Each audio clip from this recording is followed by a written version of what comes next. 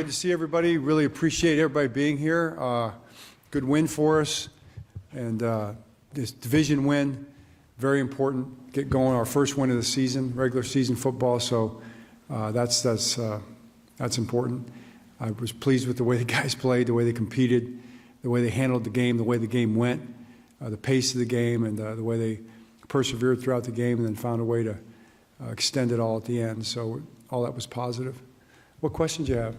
John, I mean, with Lamar now, I mean, he had another day where 4 touchdown passes, no interceptions.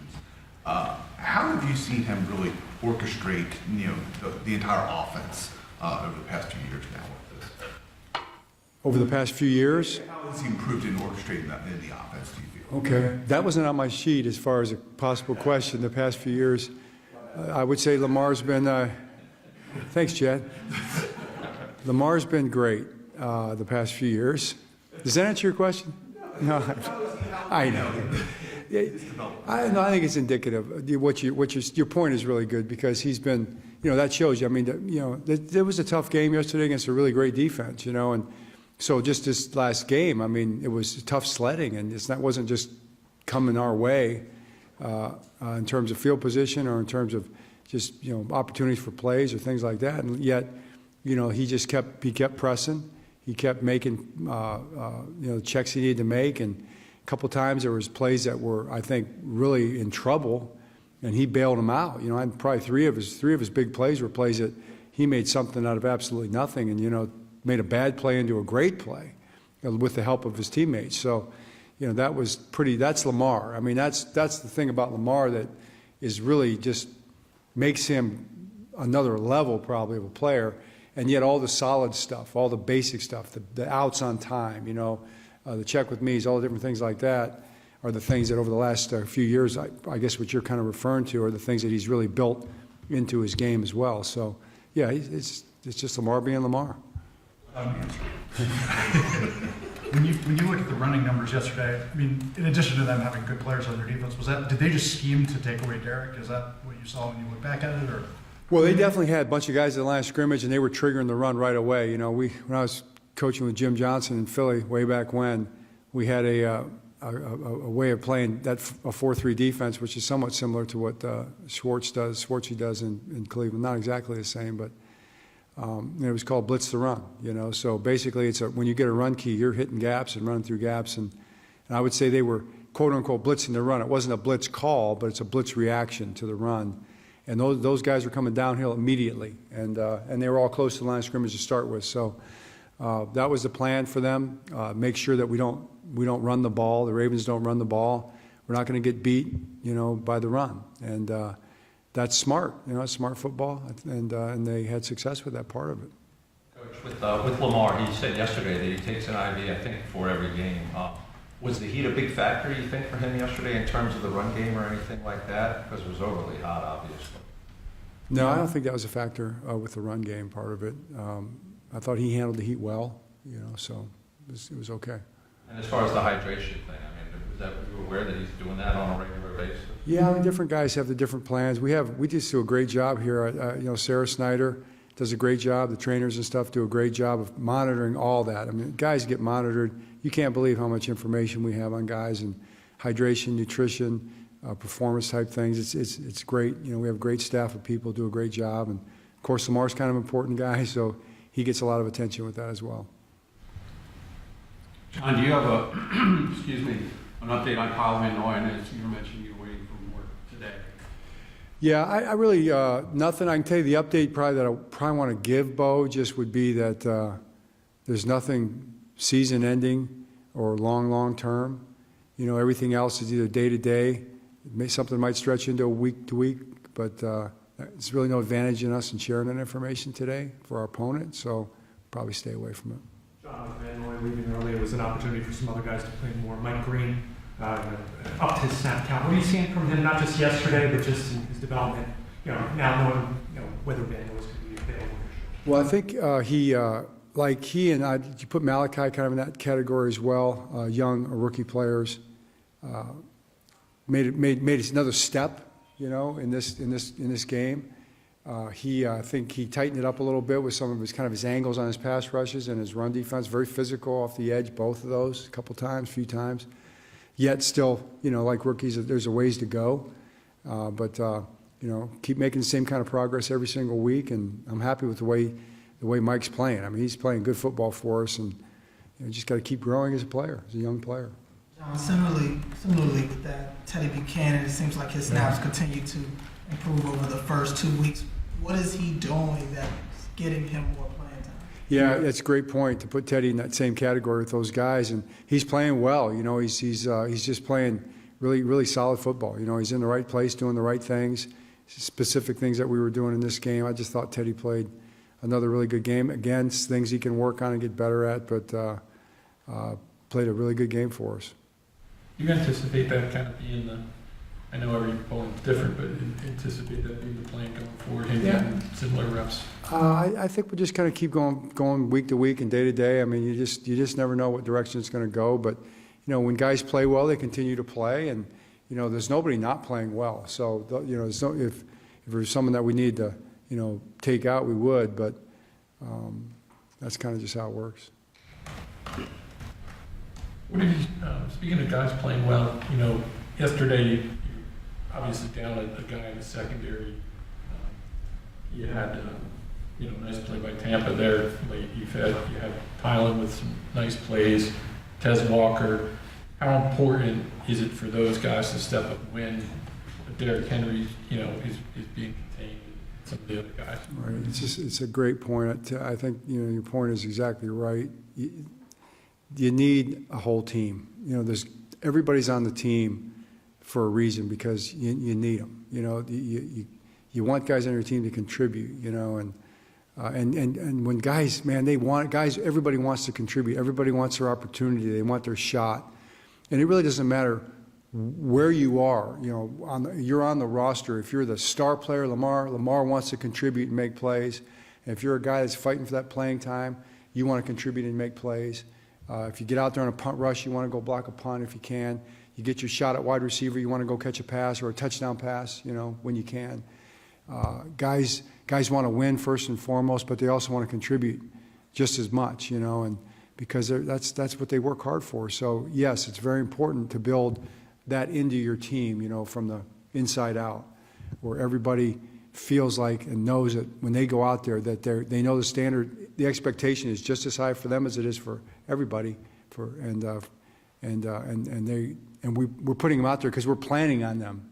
We're expecting them to make those plays. I understand about the injury, but with Pat McCord, it seemed like it felt like you guys might have thought he might have been ready for that season over. Did he have a setback before? Yeah, it's hard to put a term on it like that, and I think it's a good, fair question, because I'm not sure what you want to call it, but it hasn't been as quick as we thought. It just hasn't been. I mean, there's no way around it.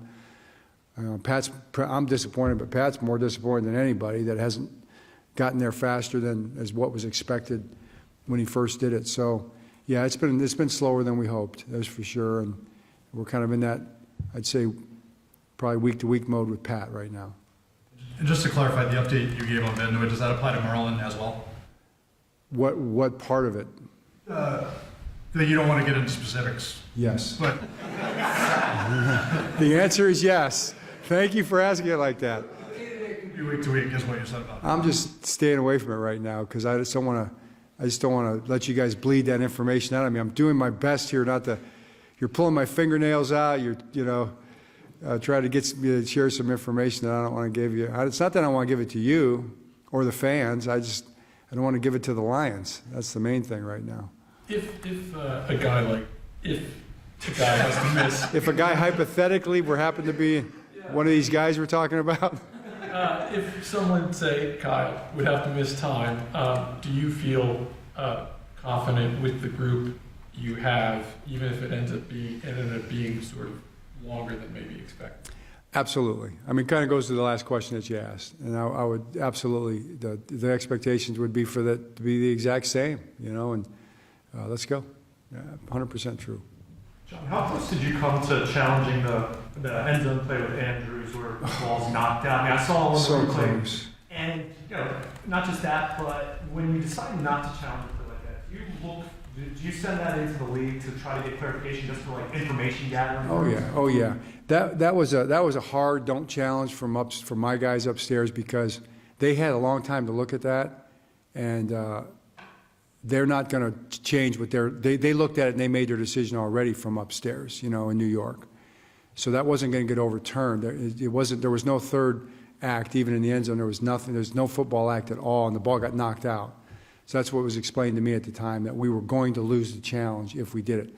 Now, if we call in and we find out that, because I'll be honest with you, Luke, it hasn't been 100% consistent.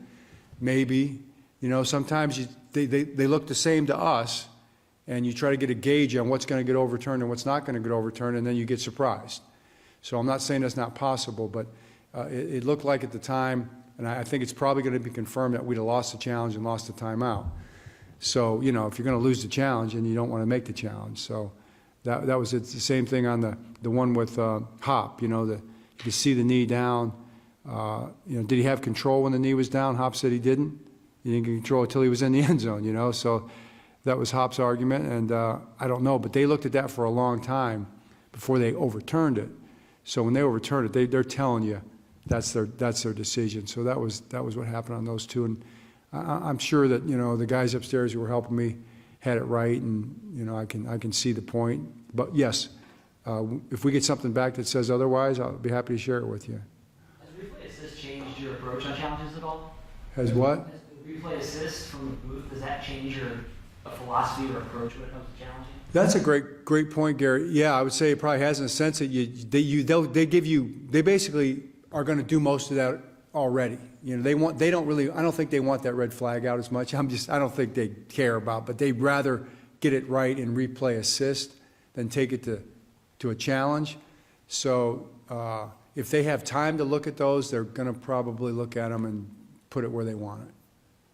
John, we saw Lamar look for Mark a lot, look for Charlie Kohler a lot during training camp. So far, just 4 total targets for those two guys. Obviously, hasn't really been a detriment to the passing game, but what do you make of the relative lack of activity from tight ends in terms of the target share? So I make of it, just football probably. It's going to happen. Those guys are going to catch a lot of passes. I expect those guys to be a big part of what we're doing. If we start going 4 or 5 weeks and, you don't see the tight ends getting targets, I'll probably be asking Monk, and Lamar and the guys, what do you think, But the ball goes where it goes based on the reads. That's where the ball goes, based on Lamar's reads, and that's what quarterbacks do. So those guys know that, and they're fighting, they're running good routes and just trying to make the plays that come to them.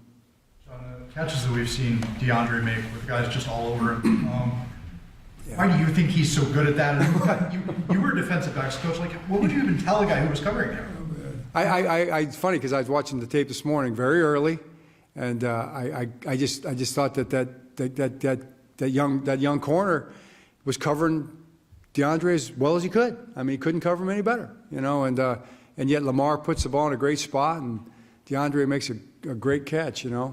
Why is he as good as he is? That's a question for the Lord, because He gave him that talent, and he's just great at making plays. John, with DeAndre is less kind of more when it comes to his snap count to this point. He doesn't play a lot, but he's obviously made impact plays in those short times. Do you foresee him getting more playing time, or is this kind of what you want it to look like? I think we'll see as we go. I think some games, might be one way or another, but we have a lot of guys that can play and do different things. So it's not a bad thing to do it that way, But I'm sure that, every player wants to be on the field as much as they can. So the more DeAndre's on the field, I'm happy about that. But if we don't have to have him out there too much doing things that aren't like kind of difference-making things too, that kind of makes sense as well. And then you've got guys that can go out there and make plays. Like you put Tez out there and he does some things and he changes it up on the defense. That's a nice thing too. And Tylen the same way. Of course, you already got Bate and Zay.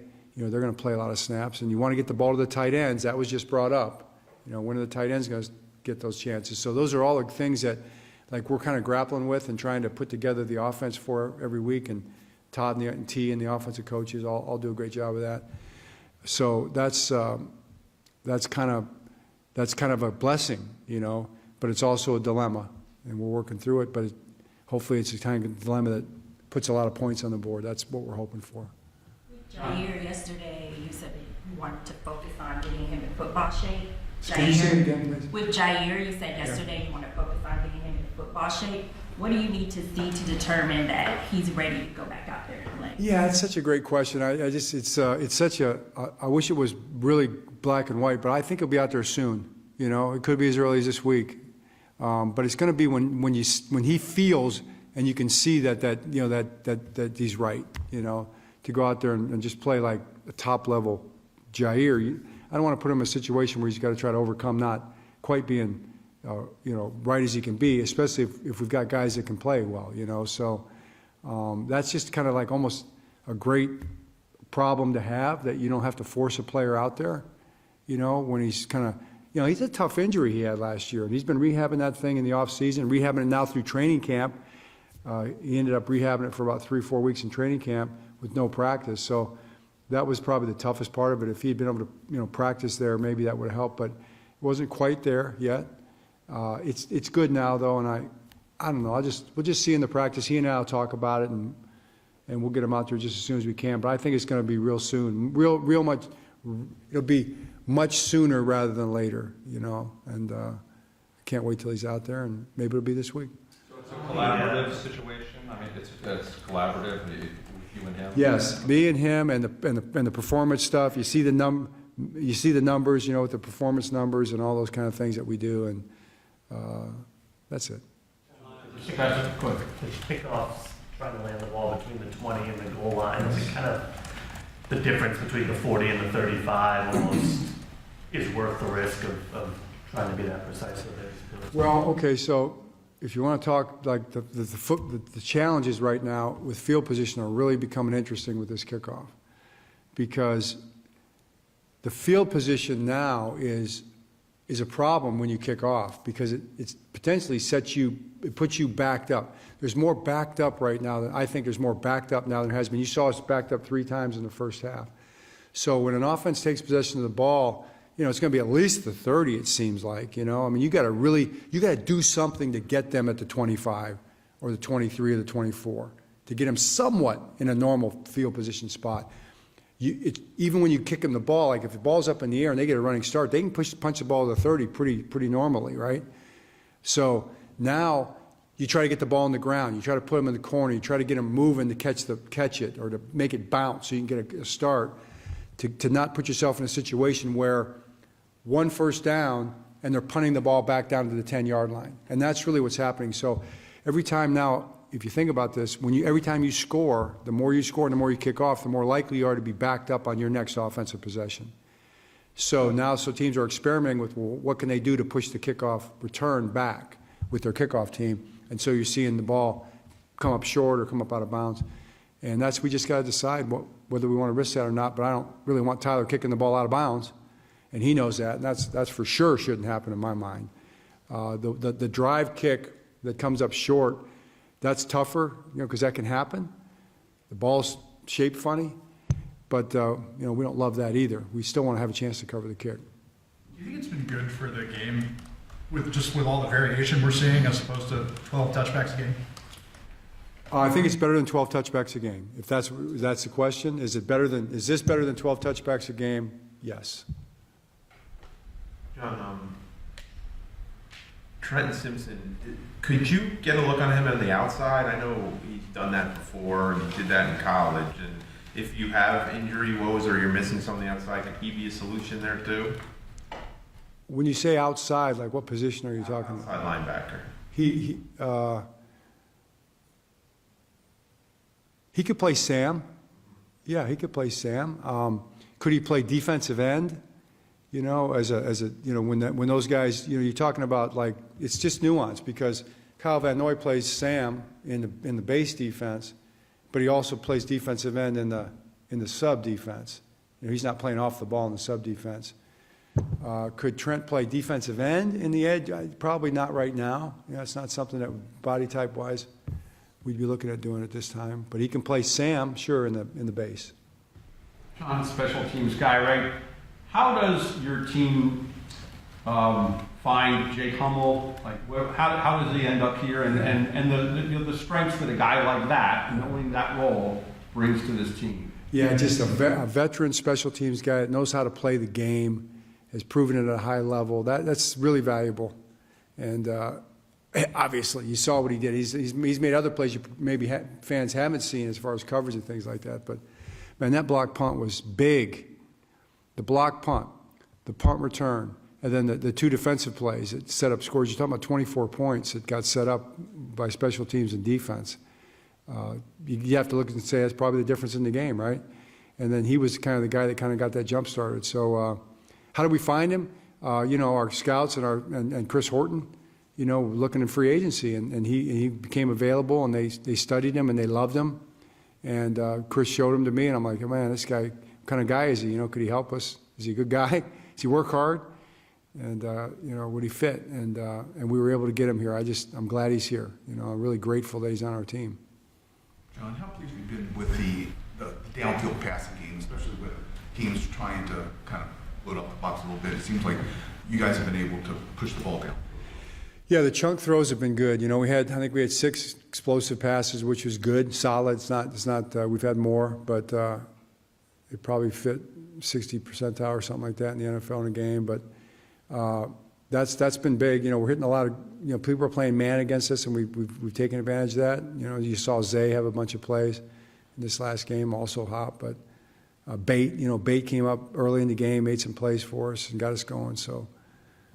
Yeah, the chunk passing game has been good. People load the box up. You hope that's what happens. John, there's been a lot of long field goals this year. A number of them from 55 beyond. Just obviously Tyler's got plenty of leg. Just curious,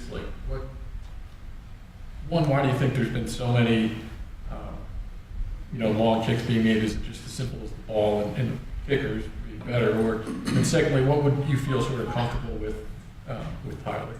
Yeah, well, second, first, Tyler, we would try those. We're not opposed to 50+ yard kicks.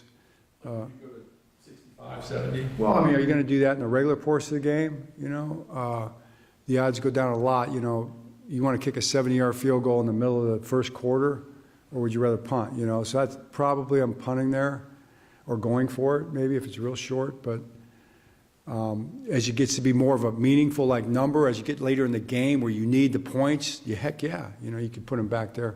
Why is it happening? Yeah, the kickers deserve a lot of credit. Snappers and holders are just as important. And then, maybe not just as important, but they're real close. They all work together.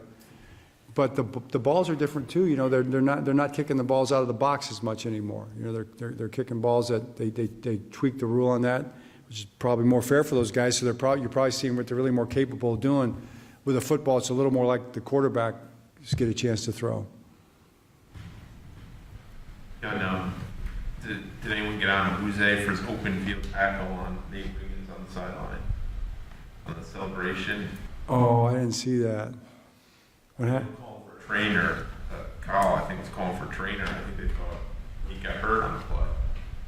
After the interception, they had a celebration on the sideline. Tackle, dove. Oh, on the sideline over there? I don't think that was a real thing there. I think that was a... You saying, are you serious or are you joking? No, I was just saying, I was wondering if it was actually addressed with him because... it looked like when he got up and walked across the field, it looked like Nate was limping a little bit. Yeah. No, he was fine. He was fine.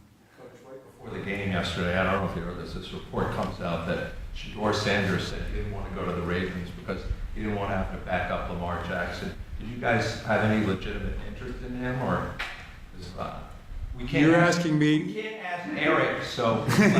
Oh, that's a good way to frame it. But so you think that I'm going to answer draft process questions? Yeah, I was in the room, but we have a policy here that we don't talk about the draft room decision-making process. So. I'm not going to be able to answer that for you. As much as I may like to or may not want to, I'm not going to be able to answer that for you. Okay, I think we can end it on that. Okay. Thanks for asking, though.